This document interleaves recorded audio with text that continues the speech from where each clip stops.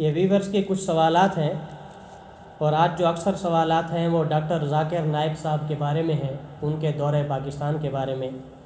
ایک ویور لکھتے ہیں کہ ڈاکٹر صاحب پاکستان تشریف لا رہے ہیں، آپ کیا کہتے ہیں؟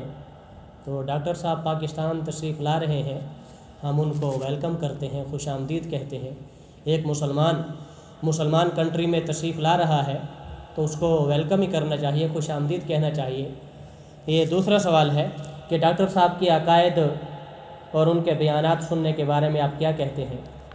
تو اصل میں ڈاکٹر صاحب کی شخصیت علمی حلقوں میں کچھ نہ کچھ متنازع ہے۔ ڈاکٹر صاحب کے بارے میں مختلف علماء کے مختلف آراء سامنے آ چکی ہیں۔ مفتی عبدالواحد قریشی صاحب دامت برکاتہم، اسی طرح مناظر اسلام مولانا الیاس گھمن صاحب دامت برکاتہم، ان کے ذرا سخت بیانات ہیں، سخت الفاظ انہوں نے ڈاکٹر صاحب کے بارے میں استعمال فرمائے ہیں، ان کا موقف ذرا سخت ہے۔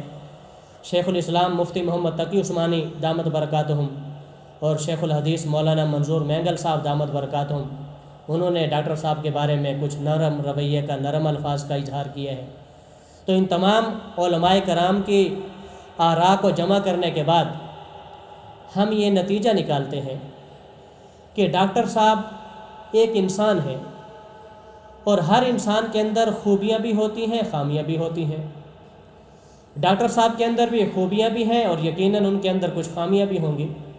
ڈاکٹر صاحب کی جو سب سے بڑی خوبی ہے وہ یہ ہے کہ تقابل ادیان کے اندر ان کو کمال درجے کی مہارت حاصل ہے۔ تقابل ادیان کس کو کہتے ہیں؟ اسلام کا دوسرے مذاہب کے ساتھ تقابل اور موازنہ۔ ڈاکٹر صاحب نے پوری دنیا کے اندر عیسائیوں کے، سکھوں کے، ہندوؤں کے، یہودیوں کے بڑے بڑے علماء کو اسلام کے مقابلے میں لاجواب کیا ہے۔ وہ جتنے بڑے بڑے اعتراضات لے کر آئے ہیں، ڈاکٹر صاحب نے ان کو چاروں شانے چت کیا ہے اور ان کو دندان شکن جواب دیا ہے، اسلام کے دفاع کا حق ادا کیا ہے۔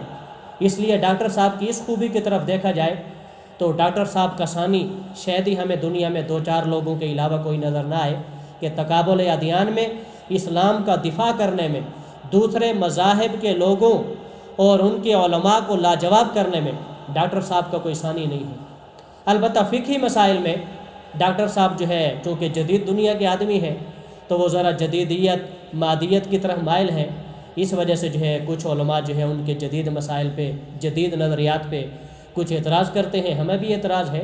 یہ تو اکثر ہوتا رہتا ہے، بہت سے علماء ایسے ہوتے ہیں جن کے کچھ تفردات ہوتے ہیں، کچھ مسائل میں وہ عام علماء سے ہٹ کے جو ہے رائے اپناتے ہیں۔ تو ڈاکٹر ذاکر